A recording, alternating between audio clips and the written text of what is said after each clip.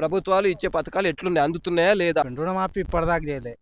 రై రైతు బంధు అన్నారు. రైతు బంధు లేదు ఇప్పటిదాకా. ఇన్ని కోట్లు చేసినా అని వాళ్ళు అంటారు. యాడేసిర్రు? ఎవరికేసిర్రు? ఏం లేదు. ఎవరికేసిర్రు? ఎవరికి రాలే. 5 నెలల పెన్షన్ గ్యాప్ ఉన్నది ఇప్పుడు ఇది నవంబర్ పట్టుకొని.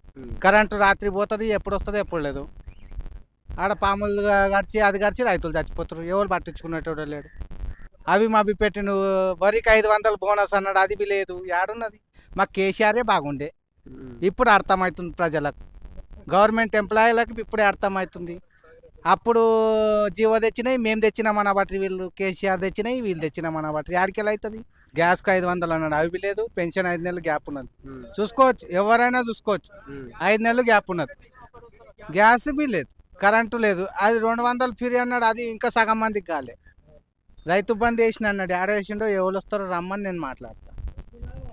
రైతు బంధు మొత్తం వేసినామన్నాడు, రైతు బంధు లేదు, రుణమాఫీ లేదు.